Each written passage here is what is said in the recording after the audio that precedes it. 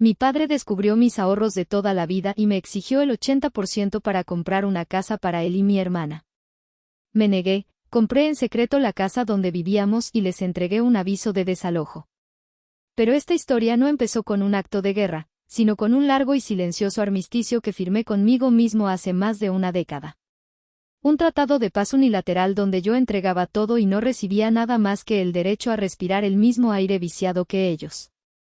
Hace un mes, mi vida era un ritual de resignación. Eran las 9 de la noche de un martes cualquiera. El aire denso de Ecatepec se colaba por la ventana de mi cuarto, cargado con el olor a fritanga del puesto de la esquina y el ritmo lejano de una cumbia que parecía no tener fin.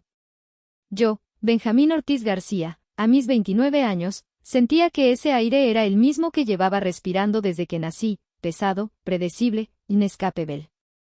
Acababa de llegar de la bodega, mi lugar de trabajo. 12 horas de coordinar tráileres, de lidiar con aduanas, de resolver problemas que surgían como incendios forestales. Mi cuerpo era un mapa de nudos y contracturas, y mi mente, una maraña de números y rutas de envío. Pero el verdadero trabajo empezaba al cruzar el umbral de esa casa. La puerta se abrió con un quejido familiar. Lo primero que me golpeó fue el olor.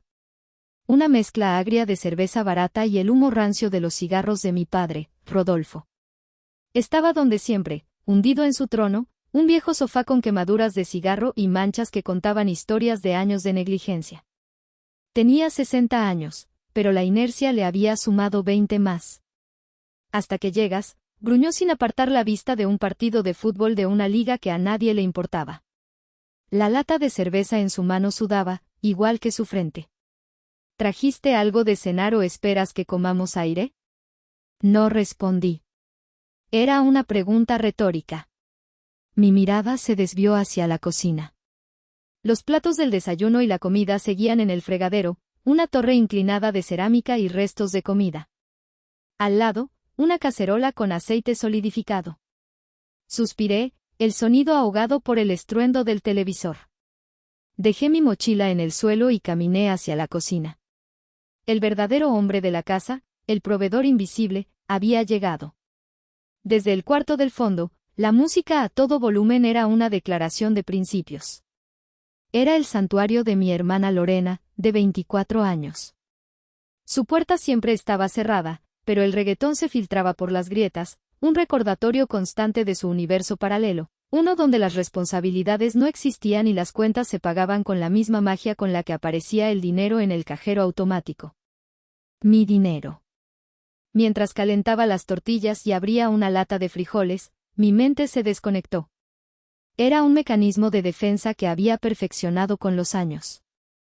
Me movía en piloto automático, ignorando el desorden, ignorando la voz de mi padre que ahora gritaba un gol inexistente, ignorando la vibración del bajo que hacía temblar los vasos en la alacena. Esta casa no era un hogar. Era una estación de servicio. Yo era el combustible, y ellos eran dos motores que solo sabían consumir. Las paredes, cubiertas con un papel tapiz floral que alguna vez fue amarillo y ahora era de un color indefinido, no guardaban recuerdos felices. Guardaban el eco de las deudas, de las discusiones, de las promesas rotas. Cada mancha de humedad en el techo era un recordatorio de una reparación que nunca se hizo porque el dinero no alcanzaba, aunque nunca faltaba para las cervezas de Rodolfo o para el último modelo de celular de Lorena. Benja, gritó mi padre. Tráeme otra cerveza, ándale, que esta ya se calentó. Cerré los ojos por un segundo. Conté hasta 3. Abrí el refrigerador, tomé una lata helada y se la llevé. La tomó sin mirarme, sin un gracias. Nunca lo había. Yo no era su hijo, era una extensión de su brazo, un sirviente con sueldo. Y lo peor de todo es que, por mucho tiempo, yo mismo me lo creí. Creí que ese era mi destino, el precio a pagar por una promesa que me estaba costando la vida. La gente pregunta a veces por qué aguanté tanto. No lo entienden porque no han vivido bajo el peso de un recuerdo, el peso de una culpa que no te pertenece pero que cargas como si fuera tuya. Mi paciencia no nació de la debilidad, sino que fue construida, ladrillo a ladrillo, con los escombros de mi propia autoestima. Cada humillación era un ladrillo más en el muro que me separaba del mundo exterior. Mi museo personal de cicatrices tiene 3 exhibiciones principales. La primera la llamo El Taxi Fantasma. Tenía 22 años y acababa de recibir mi primer bono anual de verdad. Eran 30,000 pesos, una fortuna para mí en ese entonces. Llevaba meses soñando con ese dinero, pagar un curso de gestión de inventarios, quizás dar el enganche para una moto y dejar de pasar 3 horas diarias en el transporte público. Esa noche, mi padre me sentó a la mesa de la cocina. Su rostro mostraba una seriedad que rara vez usaba. «Mijo», dijo con una voz inusualmente suave. «Tú sabes que yo era un buen mecánico. Se me presentó una oportunidad de oro. Un compadre está vendiendo su taxi, un Tsuru que está enterito. Con ese coche, yo me pongo a trabajar, a traer dinero a la casa. Te juro que te lo devuelvo en menos de un año. Seremos socios». Apeló a mi deber, al hombre de la casa. Me vendió un sueño de prosperidad compartida. Y yo, desesperado por un gramo de esperanza, le creí. Fui al cajero y le di el dinero. 3 días después, llegué a casa y el patio trasero era un hervidero de gente. Había música a todo volumen, cajas de cerveza apiladas y el olor a carne asada. Mi padre, con los ojos vidriosos por el alcohol, era el rey de la fiesta. Estaba celebrando su cumpleaños, que ni siquiera era en esa fecha. Le pregunté por el taxi. Se rió a carcajadas. «¿Cuál taxi, Benja? No seas aguafiestas. La vida es para disfrutarla. Salud por mi hijo, que es un burro para trabajar pero sabe cómo consentir a su padre». El sonido de las risas de sus amigos fue como un golpe en el estómago. Esa noche no dormí. Me quedé mirando el techo, sintiendo el peso de cada uno de esos 30,000 billetes que ya no existían. La segunda exhibición es la carrera de diseño. Lorena acababa de terminar la preparatoria. Un día llegó a casa con un folleto de una escuela de diseño gráfico carísima. «Benja, este es mi sueño», dijo con lágrimas en los ojos. «Siempre he sido súper creativa. Imagíname, diseñando logos para empresas grandes. Ganaríamos un dineral».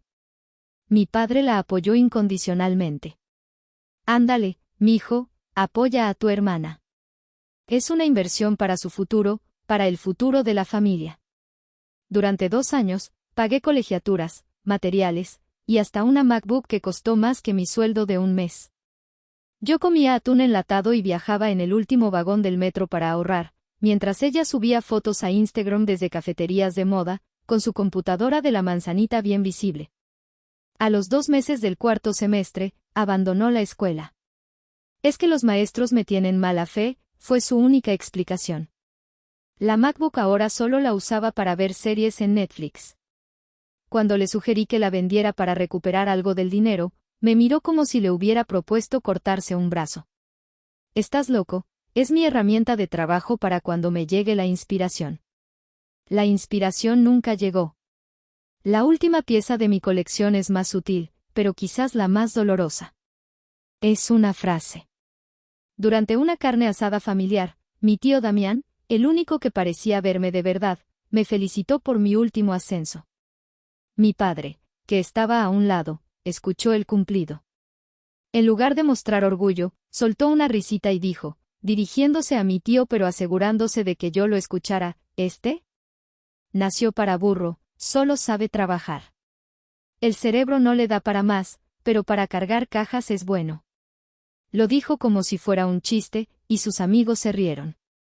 Yo sentí como la sangre se me subía a la cara. No dije nada.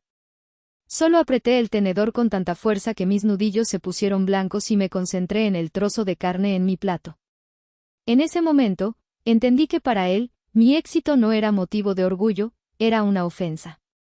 Esas son solo 3 piezas. El museo es vasto. Y cada día, sin darme cuenta, yo mismo le abría las puertas para que añadieran una nueva obra a su macabra colección. Para entender la profundidad de mi sumisión, hay que volver 10 años atrás, a una habitación de hospital que olía a antiséptico y a despedida. Mi madre, Marina, se estaba apagando. Un cáncer agresivo se la había llevado en menos de 6 meses. Yo tenía 19 años, y el mundo que conocía se estaba desmoronando. Ella había sido el sol de nuestra pequeña galaxia. Su risa, su calidez, la forma en que lograba estirar el poco dinero que había para que nunca nos faltara un plato de comida caliente. Cuando ella enfermó, la luz comenzó a extinguirse. Mi padre se hundió en una mezcla de autocompasión y alcohol, y Lorena, demasiado joven, se refugió en su propio mundo. Fui yo quien asumió la carga. Dejé la idea de la universidad. Conseguí el trabajo en la bodega y empecé a hacer turnos dobles. Cada peso que ganaba iba a parar a las medicinas, a los tratamientos que solo parecían prolongar su sufrimiento. Llegaba al hospital por las noches, agotado, y me sentaba a su lado, sosteniendo su mano, que cada día se sentía más frágil, más fría. La última noche, la habitación estaba en silencio, roto solo por el pitido monótono de las máquinas. Mi padre y Lorena habían ido a casa, a descansar. Estábamos solos ella, yo y mi tío Damián, su hermano menor, que había estado ahí, firme como una roca, durante todo el proceso. Mi madre abrió los ojos. Me buscó con la mirada. Sus labios apenas se movieron. Benja, susurró, su voz era un hilo frágil. Me incliné hacia ella. Aquí estoy, mamá. No te canses. Una lágrima rodó por su sien. Tu padre, no es un mal hombre, solo, está perdido. Y tu hermana es muy joven, no entiende. Hizo una pausa para tomar aire, un esfuerzo que pareció costarle todo. Tú eres fuerte. Siempre lo has sido. Eres mi único hombrecito, Benja. Sentí un nudo en la garganta. Apreté su mano. Prométemelo, suplicó, y sus ojos, hundidos y febriles, se clavaron en los míos con una intensidad que me heló el alma. Prométeme que cuidarás de ellos. Que nunca los dejarás solos.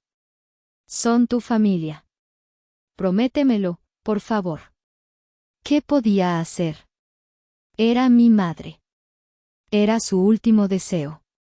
Vi el miedo en sus ojos, el terror de dejar a su familia desprotegida. Y en ese momento, mi propio futuro, mis sueños, mis anhelos, se volvieron insignificantes. Solo importaba darle paz en sus últimos momentos. Te lo prometo, mamá, dije, y mi voz se quebró. Te juro que los cuidaré. Nunca los dejaré solos. Una sonrisa diminuta, casi imperceptible, se dibujó en sus labios. Cerró los ojos. Unos minutos después, el pitido de la máquina se convirtió en una línea continua y ensordecedora. Mi tío Damián puso una mano en mi hombro. Su agarre era firme. Benjamín, dijo con la voz ronca. Le diste paz. Pero esa es una carga muy pesada para un muchacho. Yo no le respondí. Solo me quedé mirando la mano de mi madre, ahora inerte en la mía. No era una carga. Era una promesa. Y para mí, en ese momento, se convirtió en una ley sagrada, una condena autoimpuesta que cargaría sin cuestionar durante la siguiente década. Esa noche, el Benjamín que soñaba con un futuro propio murió en esa habitación de hospital, y nació el burro de carga que su familia necesitaba.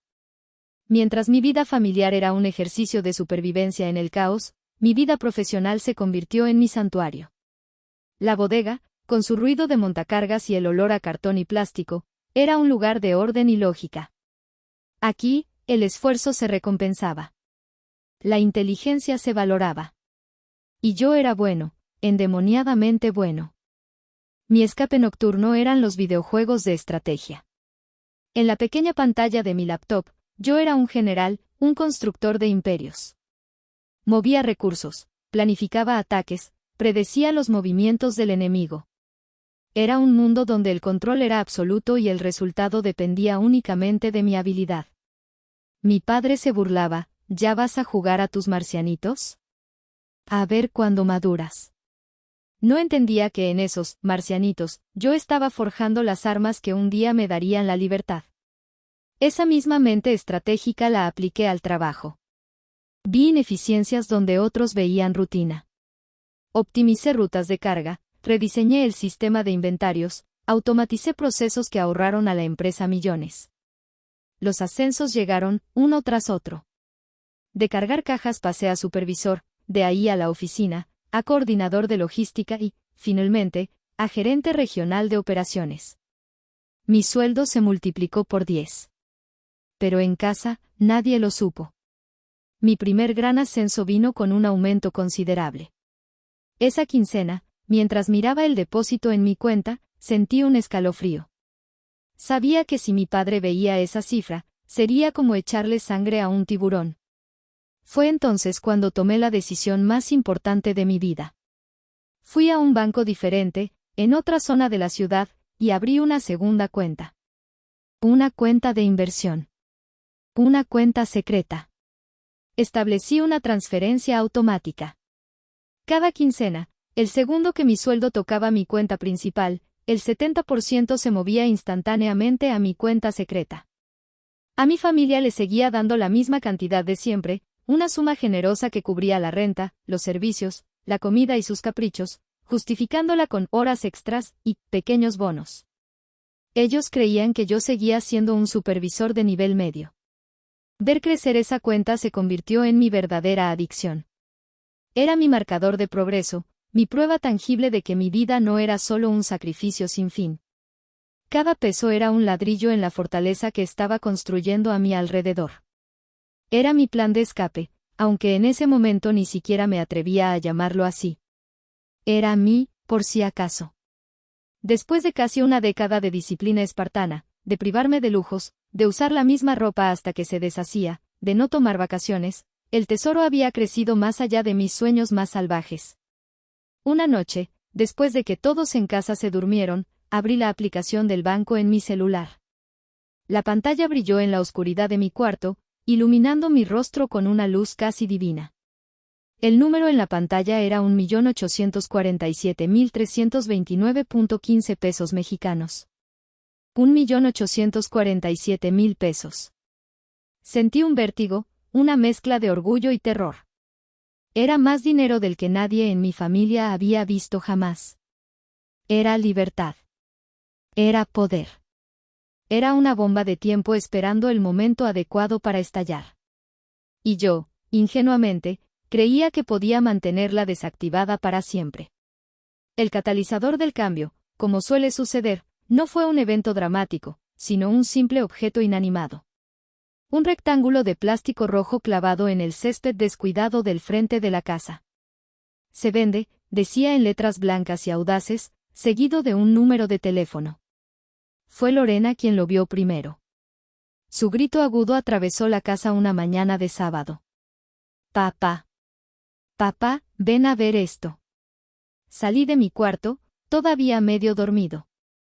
Rodolfo salió del suyo, rascándose la barriga por encima de su camiseta manchada. Los tres nos quedamos en la puerta, mirando el letrero como si fuera un ovni que acabara de aterrizar. ¿Qué significa esto?, preguntó Lorena, con una nota de pánico en su voz. Significa que el viejo panzón del dueño por fin se decidió a vender, masculló mi padre, escupiendo en una maceta seca. La calma en su voz era una fachada. Pude ver la tensión en sus hombros. Una semana después, llegó la carta oficial. Don Carlos, el dueño, nos informaba cortésmente que la casa estaba en el mercado y que, una vez vendida, tendríamos 3 meses para desocupar. El pánico se instaló en la casa como una plaga. De repente, la realidad, esa extraña que siempre lograban mantener a raya, llamó a la puerta. ¿Y ahora qué vamos a hacer?, se quejaba Lorena cada 5 minutos. ¿A dónde vamos a ir? Toda mi ropa no va a caber en un departamentucho. Mi padre manejaba el estrés a su manera, bebiendo más. Por las noches, lo escuchaba despotricar solo en la sala. Años pagándole la renta puntualmente, bueno, casi puntualmente, y así nos paga. ¿Echándonos a la calle como a perros? Era asombroso como en su narrativa, nosotros, pagábamos la renta, cuando era yo quien hacía la transferencia cada mes, a veces cubriendo los retrasos con mi propio dinero para evitar problemas.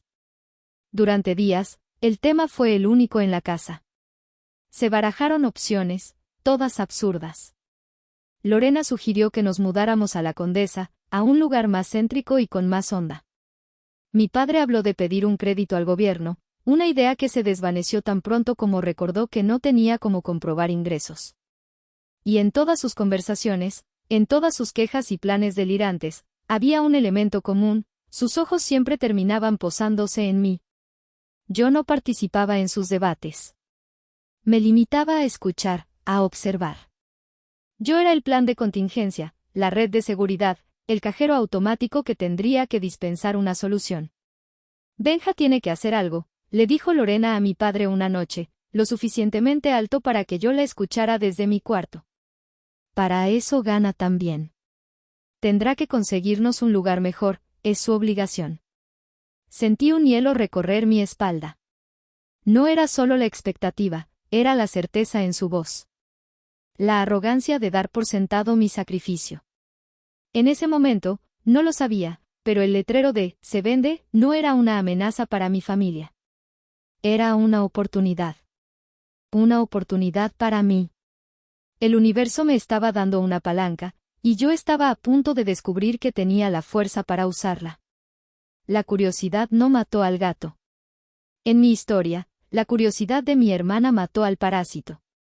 Fue un jueves por la tarde. El trabajo había sido un infierno. Un contenedor con mercancía perecedera se había quedado atascado en la aduana por un error de papeleo. Pasé 8 horas al teléfono, negociando, presionando, moviendo hilos invisibles para evitar que la empresa perdiera cientos de miles de pesos. Llegué a casa con la cabeza a punto de estallar. Necesitaba calcular. La noticia de la venta de la casa había activado una parte de mi cerebro que solía reservar para mis juegos de estrategia. ¿Qué opciones tenía? ¿Comprar un departamento para mí? ¿Seguir rentando en otro lado? ¿Y qué haría con ellos? La promesa a mi madre resonaba en mis oídos, una cadena oxidada pero aún fuerte. Entré en mi cuarto, cerré la puerta y encendí mi vieja laptop. Abrí el portal de mi cuenta de inversión. Necesitaba ver el número, mi número. Necesitaba anclarme a la única cosa real y sólida que había construido en mi vida. Allí estaba, 1.8 millones de pesos. Miré la cifra, desglosando mentalmente las posibilidades, los porcentajes, los riesgos. Estaba tan absorto que no escuché mi celular sonar la primera vez. La segunda vez, el tono de llamada me sacó de mi trance. Era mi jefe. Benjamín, lamento molestarte a esta hora, pero el agente aduanal necesita que apruebes un correo urgentemente. Es el último paso. Voy, respondí, mi mente cambiando de modo personal a profesional en un instante. Me levanté de la silla, me puse los zapatos y salí de la habitación a toda prisa. En mi apuro, en mi fatiga mental, cometí el error más grande y, a la vez, más afortunado de mi vida. Dejé la laptop abierta sobre el escritorio, con la pantalla iluminada mostrando el saldo de mi cuenta de inversión. No sé cuánto tiempo estuve fuera. Quizás 1 hora. Cuando regresé, la casa estaba en silencio. Entré en mi cuarto y todo parecía normal. La laptop seguía ahí, pero la pantalla se había oscurecido para ahorrar energía. No le di importancia. Me quité la ropa de trabajo, me puse algo cómodo y me dejé caer en la cama, cayendo en un sueño pesado y sin sueños. Lo que no sabía es que, en mi ausencia, la serpiente había entrado al paraíso. Lorena, con su eterno pretexto de buscar un cargador que sí funcione, había entrado en mi cuarto. Su intención, como siempre, era probablemente hurgar en mis cajones en busca de algunos billetes sueltos que pudiera tomar prestados. Pero esa noche, encontró algo mucho mejor. Imagino la escena, ella entrando de puntillas, sus ojos escaneando la habitación. Y entonces, la luz de la pantalla de la laptop, aún encendida. Se habría acercado, movido el mouse por pura curiosidad. Y la pantalla se habría iluminado de nuevo, revelando el número. 1.847.329.15 pesos mexicanos. Puedo visualizar su rostro a la perfección. Primero, la confusión. ¿Qué era ese número? Luego, El reconocimiento del símbolo de pesos. La cuenta se llama Inversiones B. Ortiz. El SOC. Sus ojos abriéndose como platos. La respiración contenida. Y finalmente, una sonrisa lenta, depredadora, la sonrisa de alguien que acaba de encontrar el mapa del tesoro. No me dijo nada esa noche. No dijo nada a la mañana siguiente.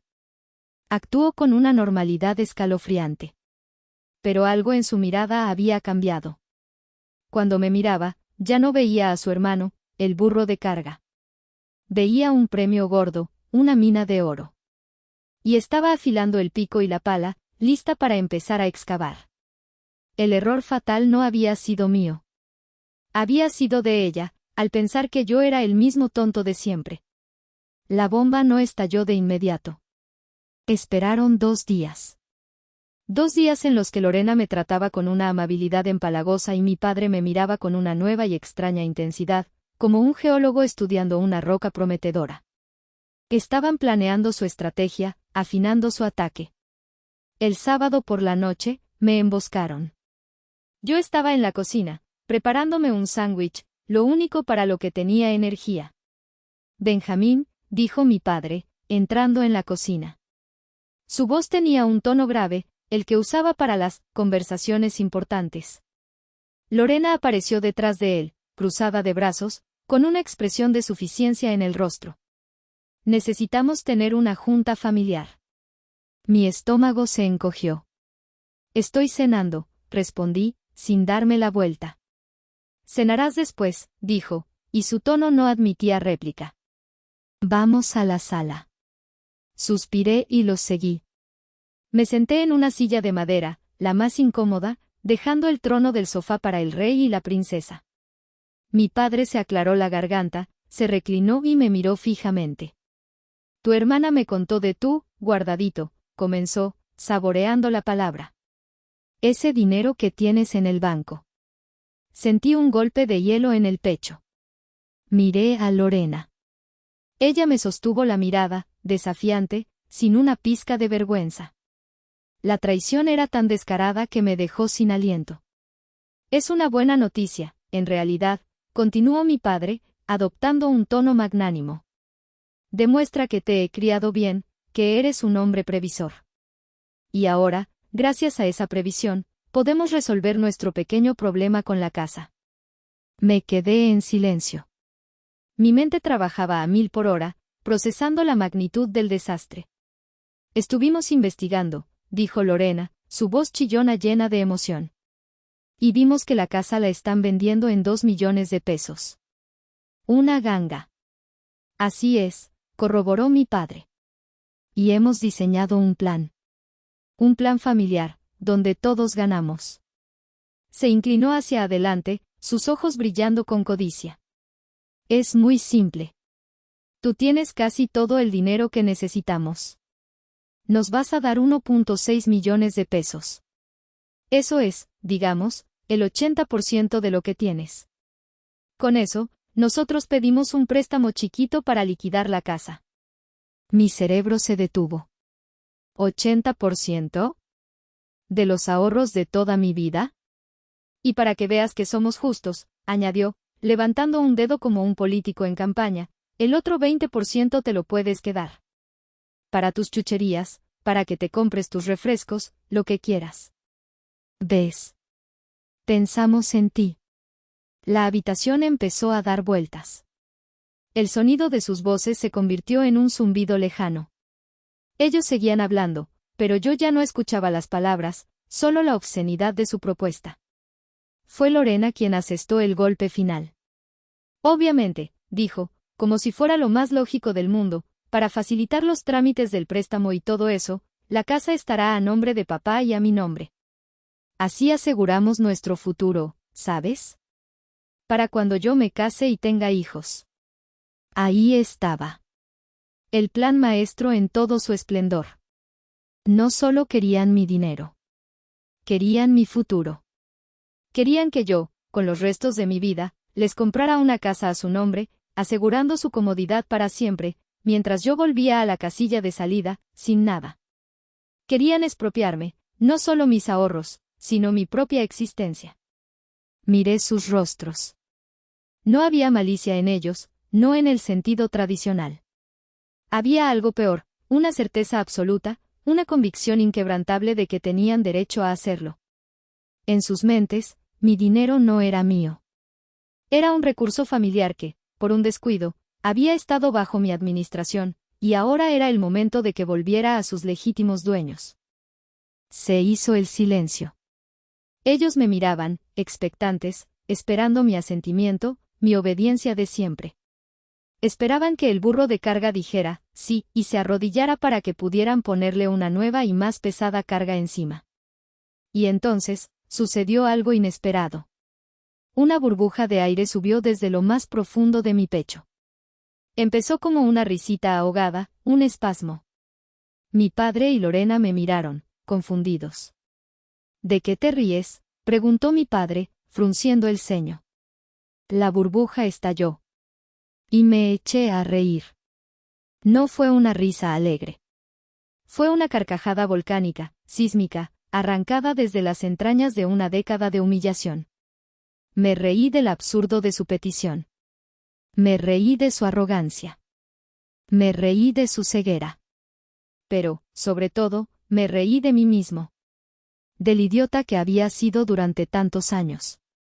Me reí tan fuerte que las lágrimas empezaron a brotar de mis ojos, lágrimas de una amargura que por fin encontraba una salida. ¿Te has vuelto loco?, gritó Lorena, genuinamente asustada. No, logré decir entre carcajadas, secándome una lágrima con el dorso de la mano. Al contrario. Creo que por primera vez en mi vida, estoy completamente cuerdo. Me puse de pie. La risa se calmó, dejando en su lugar una calma helada, una claridad que nunca antes había sentido. Los miré a los dos, y por primera vez, no vi a mi padre y a mi hermana. Vi a dos extraños, a dos depredadores que me habían estado desangrando lentamente. La respuesta es no, dije, y mi voz sonó extraña en mis propios oídos, firme, sin el temblor de la duda. La cara de mi padre se transformó. La arrogancia dio paso a la incredulidad, y luego a una furia de color púrpura. «¿Cómo que no?», rugió, poniéndose de pie de un salto. «No te estoy preguntando, te estoy diciendo lo que vas a hacer. Soy tu padre y tienes una obligación». «Mi única obligación», respondí, mirándolo directamente a los ojos, «era con mi madre. Y ella ya no está aquí. Mi obligación contigo terminó el día que usaste el dinero para mi futuro en comprar cervezas para tus amigos». Me giré hacia Lorena. «Y mi obligación contigo terminó el día que dejaste la escuela que yo pagué para ver series en una computadora que yo también pagué». Sus rostros eran un poema. Estaban tan acostumbrados a mi sumisión que mi rebelión era como si el perro de la casa de repente se hubiera puesto a recitar a Shakespeare. «No me hables así, mocoso insolente», siseó mi padre, avanzando hacia mí. Levanté una mano. «Ni se te ocurra», dije con una voz tan fría que hasta yo me sorprendí. Se acabó. Todo esto, se acabó. Di media vuelta y caminé hacia mi cuarto. Escuchaba sus gritos a mi espalda, una mezcla de amenazas y súplicas confusas. Entré, cerré la puerta y le puse el seguro. Abrí mi vieja maleta y empecé a meter mis cosas. Ropa, documentos, mi laptop, el cargador. Solo lo esencial. Lo que era mío de verdad. Los golpes en la puerta comenzaron. «Abre la puerta, Benjamín. No puedes hacernos esto». Metí todo en la maleta, la cerré y caminé hacia la puerta. La abrí de golpe. Mi padre casi se cae hacia adelante. Me miró, con los ojos desorbitados. «¿A dónde crees que vas?», dijo, intentando bloquearme el paso. «Lejos de aquí», respondí. Lo empujé a un lado. No con violencia, sino con el peso de una decisión irrevocable. Salí de la casa, la misma que había sostenido durante años, sin mirar atrás. Mientras caminaba por la calle oscura, con el sonido de sus gritos desvaneciéndose a mis espaldas, no sentí tristeza. No sentí miedo. Sentí una ligereza que me mareaba. Sentí como si me hubieran quitado una montaña de encima. Esa noche hice 2 llamadas desde la habitación de un hotel barato. La primera, a mi tío Damián, para contarle todo. La segunda, a la agente inmobiliaria cuyo número estaba en el letrero de «Se vende». Mi mente estratégica, por fin, estaba jugando para su propio equipo. El juego había comenzado. Los días que siguieron fueron un borrón de actividad enfocada, una guerra librada en silencio desde el cuarto de huéspedes de la casa de mi tío Damián. Su hogar, pequeño y ordenado, se convirtió en mi cuartel general. El olor a café recién hecho y a diésel de su camión reemplazó al de la cerveza rancia. Fue un bálsamo para mi alma herida. Mi celular era un campo de batalla. Recibía docenas de llamadas y mensajes al día. Primero fueron de mi padre, llenos de insultos y amenazas. «Vuelve aquí, malagradecido. Te voy a quitar hasta el apellido». Cuando vio que eso no funcionaba, el tono cambió a una manipulación lastimera. «Mijo, recapacita. Somos tu familia. Nos vas a dejar en la calle por un capricho». Luego vinieron los de Lorena. Mensajes de audio con sollozos actuados. «¿Cómo puedes ser tan cruel, Benja? Yo te quiero mucho. Siempre te he admirado. Vuelve, por favor, te necesitamos». Y entre los sollozos, las exigencias. «¿Y quién va a pagar el internet? Se vence mañana». Finalmente, entró en acción la artillería pesada, mi tía Silvia, la hermana de mi padre. Ella era la portavoz oficial de la versión de la historia de Rodolfo. «Sobrino, qué decepción», me dijo por teléfono. «Tu padre está destrozado. Dice que te lavaron el cerebro. Abandonar a la familia es el peor pecado que un hombre puede cometer».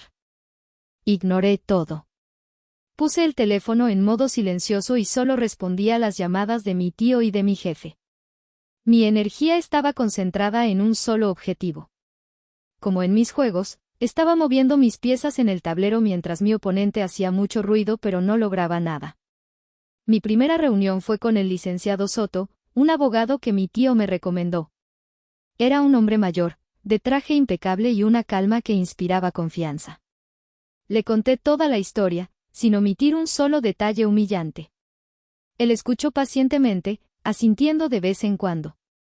Cuando terminé, se ajustó las gafas. «Señor Ortiz», dijo con voz mesurada. «Legalmente, usted no tiene ninguna obligación con ellos. Moralmente, eso lo decide usted. Ahora, hablemos de la casa. ¿Cuál es su plan?» «Quiero comprarla», respondí sin dudar. El licenciado levantó una ceja. «Interesante. ¿Tiene los fondos?» Le mostré el estado de mi cuenta en el celular. Él lo miró, y una pequeña sonrisa se dibujó en su rostro. «Entiendo. Esto no es solo una transacción inmobiliaria, ¿verdad? Es una declaración. Es una liberación», corregí.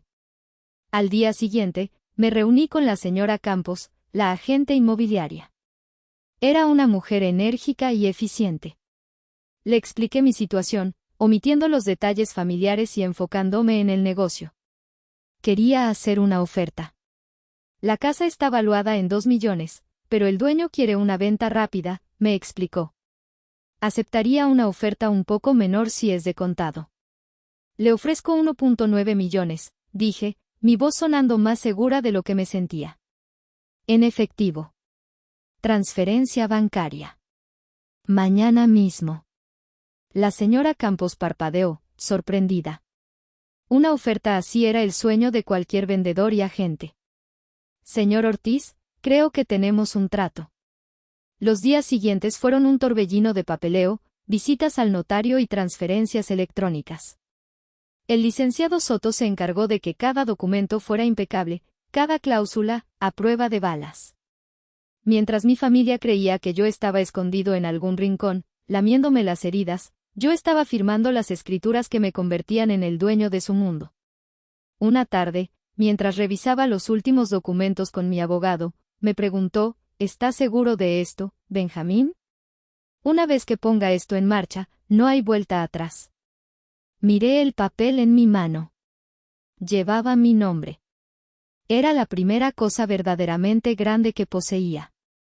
Licenciado, respondí, llevo 10 años sin poder avanzar.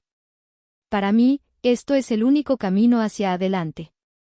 Con todo en orden, el licenciado Soto preparó el último documento. El arma final de mi guerra silenciosa. Una carta formal, con sellos oficiales y jerga legal. El jaque mate.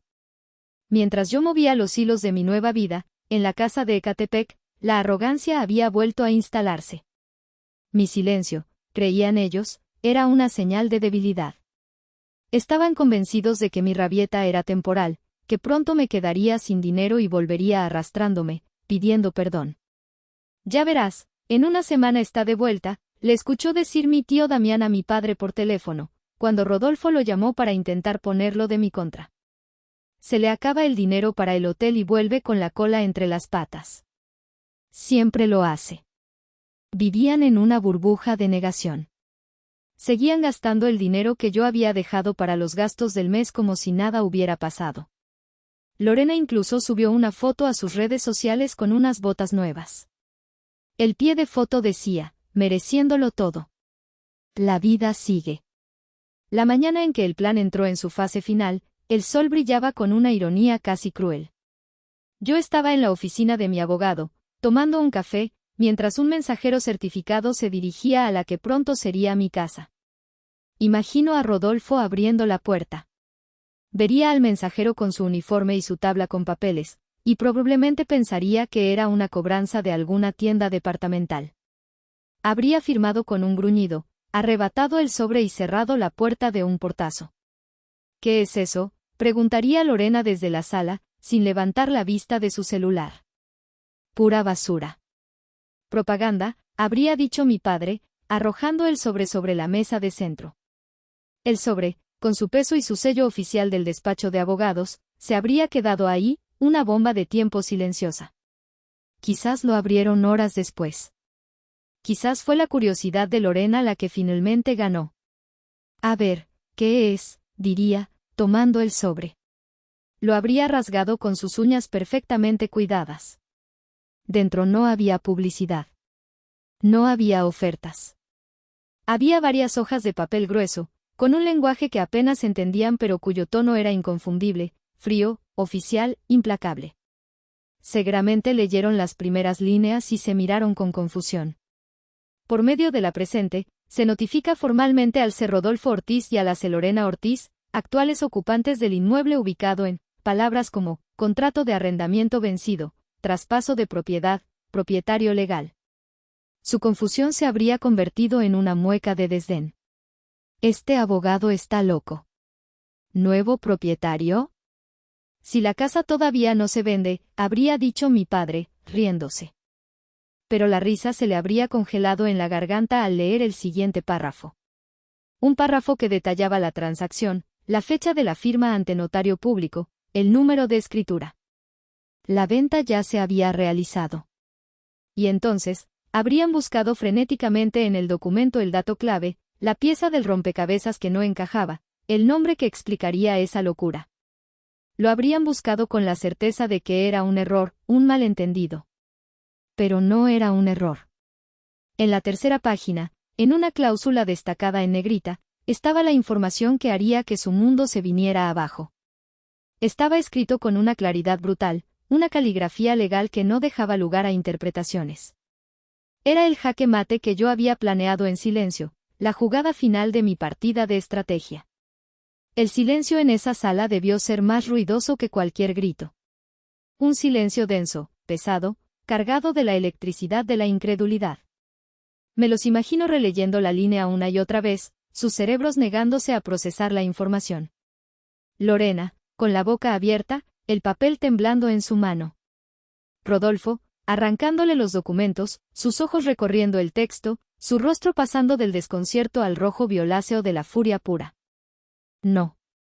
No puede ser, habría susurrado mi padre. Es un error. Este cabrón nos está engañando. Pero el sello del notario, el lenguaje legal, todo gritaba autenticidad. No era un engaño. Era un golpe de estado.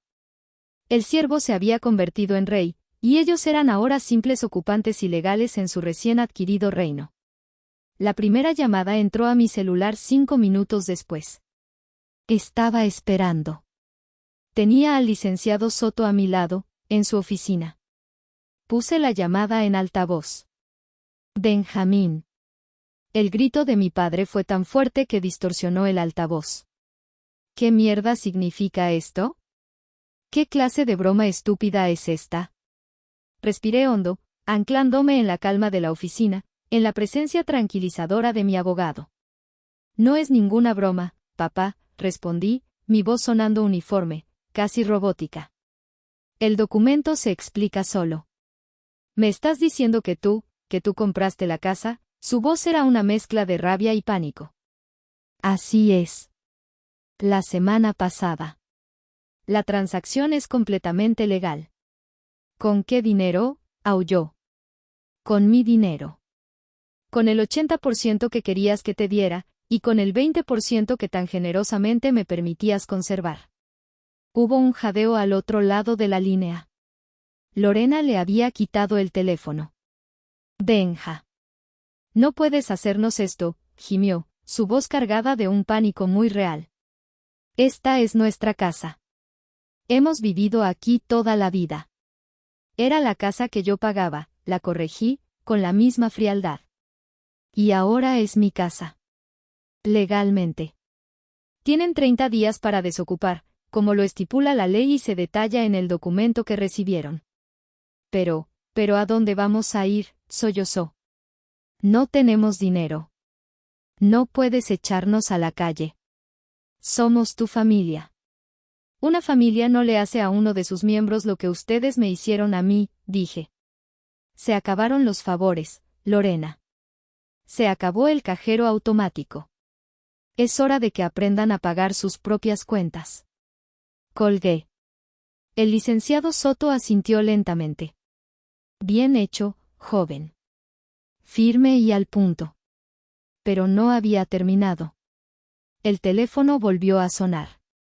Era Lorena de nuevo. Contesté, esperando otra ronda de súplicas. Me equivoqué. La caja de mamá, gritó, su voz histérica, desprovista de cualquier lágrima falsa. Ya no era la víctima, era una fiera acorralada. En el fondo de tu closet, Benjamín, hay una caja de zapatos vieja. Ahí dentro están las joyas de mi mamá. Papá dice que ella se las dejó a él para dármelas a mí cuando me casara. Me quedé helado. La caja. Recordaba vagamente una caja vieja que mi madre guardaba, llena de recuerdos. Nunca pensé que hubiera algo de valor ahí. Son mías, continuó gritando. No tienes derecho a quedártelas. Tienes que dejarnos entrar a sacarla ahora mismo. No me importa la casa, quiero mis joyas. Y ahí estaba. El segundo golpe, la revelación final. Incluso en la ruina, enfrentando la posibilidad de quedarse sin techo, su primer instinto no fue la supervivencia, ni el arrepentimiento. Fue la avaricia. El último intento de saquear el barco que se hundía. La última pizca de duda, el último residuo de culpa que pudiera haber sentido, se evaporó en ese instante. Se hizo cenizas. No sé de qué me hablas, Lorena, mentí con una frialdad que me asustó a mí mismo. Tienen 30 días para sacar todas sus pertenencias. Después de eso, lo que quede dentro se considerará basura y será desechado. Habla con mi abogado. Colgué de nuevo. Miré al licenciado Soto. Él había escuchado todo. Increíble, murmuró, negando con la cabeza. Simplemente increíble. Sí. Increíble. Esa era la palabra. La increíble, inagotable y descarada naturaleza del parásito. Y yo, por fin, había encontrado el antídoto. Los 30 días que siguieron fueron un espectáculo patético de desesperación y negación. Intentaron de todo. Primero, trataron de intimidarme.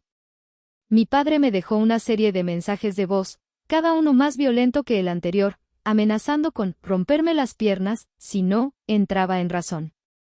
Los guardé todos, por recomendación de mi abogado. Cuando las amenazas no funcionaron, pasaron a la fase de la víctima. Pusieron en marcha a la tía Silvia. Me llamó un domingo por la mañana. Benjamín, soy tu tía, comenzó con una voz melosa que me revolvió el estómago. Estoy muy preocupada. Tu padre no come, no duerme. Lorena llora todo el día. ¿Cómo puedes tener el corazón tan duro? La sangre llama, mijo. La familia es lo primero. Tía, la interrumpí, mi voz tranquila. Agradezco tu preocupación, pero esta es una decisión tomada y es un asunto legal. Y te recuerdo que la sangre también llamaba cuando yo trabajaba turnos dobles para pagar los vicios de papá, y nadie parecía preocuparse mucho por mí entonces. Se hizo un silencio incómodo. Con todo respeto, te pido que no te metas en esto. Colgué antes de que pudiera responder. Su siguiente movimiento fue intentar una ofensiva legal. Mi padre, en un alarde de ignorancia, fue a la policía a denunciarme por fraude y robo. Los oficiales, después de ver la escritura de la propiedad y la notificación de desalojo notariada, le explicaron pacientemente que era un asunto civil y que, de hecho, si no se iba en la fecha estipulada, el que estaría cometiendo un delito sería él. Ver cómo se estrellaban una y otra vez contra el muro de la legalidad que yo había construido meticulosamente me producía una extraña satisfacción. Era como ver a un par de matones de patio de colegio intentando golpear a alguien que de repente se había puesto una armadura de acero. Sus golpes eran inútiles, sus gritos, patéticos. Los últimos días, el tono cambió a la súplica más abyecta. Lorena me enviaba fotos de cajas de cartón, con emojis llorando. Mira, Benja, estamos empacando. ¿De verdad nos vas a hacer esto? Mi padre me dejó un último mensaje, su voz ronca por el alcohol y la derrota. Hijo, está bien, tú ganas. Pero danos más tiempo. Unos meses. Para encontrar algo, por favor. Era la primera vez en mi vida que lo escuchaba decir, por favor. Pero era un, por favor, vacío, nacido no del arrepentimiento, sino del pánico. Era demasiado poco, y llegaba demasiado tarde. No respondía nada. Toda comunicación se canalizaba a través del licenciado Soto, quien respondía a sus correos y llamadas con una eficiencia cortés y una firmeza inquebrantable. El plazo es el plazo. La ley es la ley. El día 30, mi tío Damián y yo fuimos a la casa. Estacionamos a una cuadra de distancia y esperamos. A las 5 de la tarde, vimos salir un pequeño camión de mudanza sobrecargado con muebles viejos y cajas. Detrás, mi padre y Lorena subieron a un taxi. No miraron la casa. No miraron atrás. Simplemente se fueron. Esperamos una hora más. Luego, caminé solo hacia la puerta principal. Metí la llave nueva en la cerradura. Giró suavemente. Abrí la puerta. El aire dentro estaba viciado, lleno del fantasma de su presencia. Pero eran solo eso, fantasmas. La casa estaba vacía. Y era mía. Los primeros días en la casa fueron extraños. El silencio era mi nuevo compañero de cuarto, un inquilino al que no estaba acostumbrado. Caminaba por las habitaciones vacías, y el eco de mis pasos parecía amplificar la soledad. Pero no era una soledad triste. Era una soledad pacífica, limpia. Era el sonido de la libertad.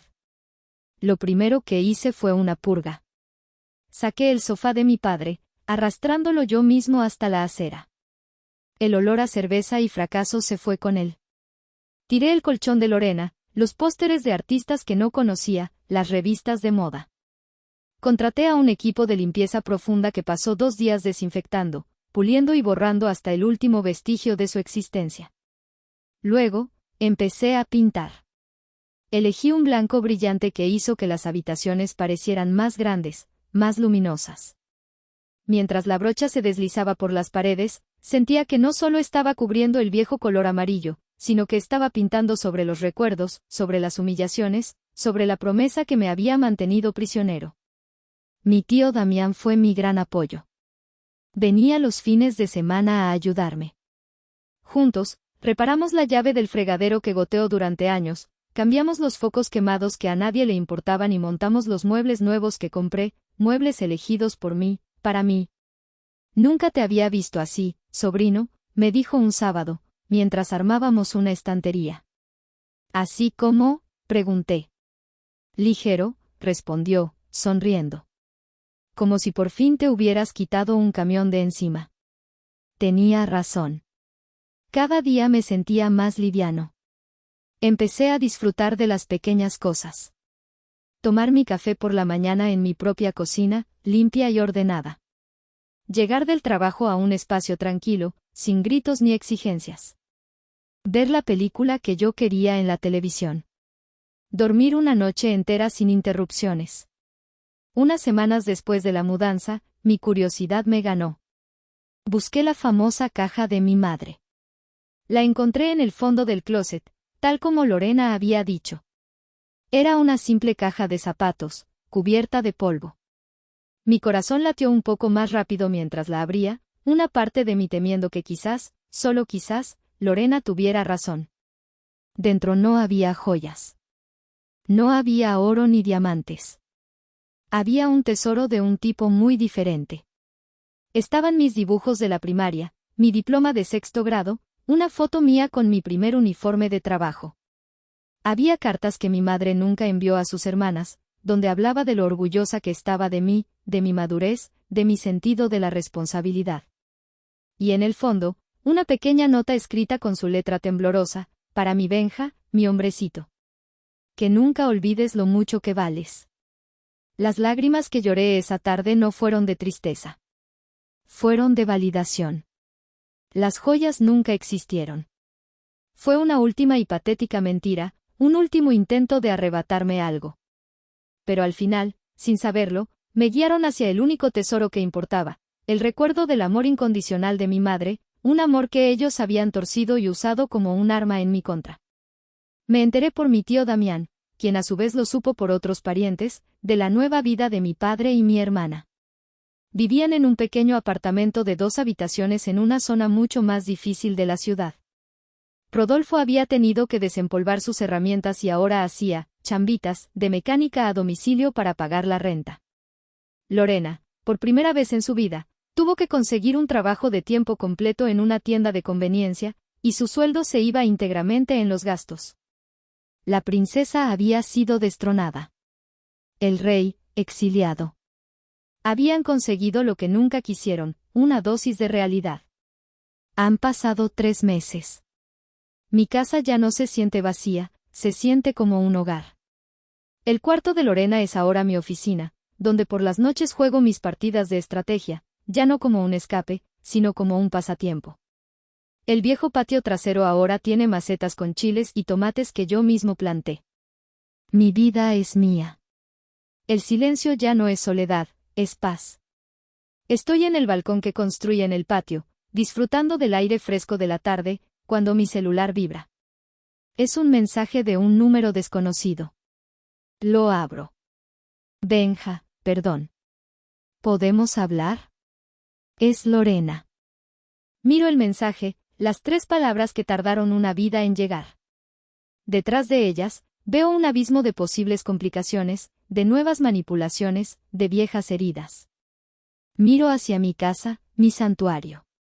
Miro mi vida, tranquila y ordenada. He ganado la guerra, he conquistado mi territorio y he encontrado la paz. Reconstruí mi vida sobre las ruinas de lo que llamaba familia. Me siento libre, en paz. Pero la pregunta sigue ahí, en un rincón de mi mente, un pequeño eco en la inmensidad de mi nueva libertad. Hice lo correcto, de eso estoy seguro. Pero, ¿debería contestar ese mensaje?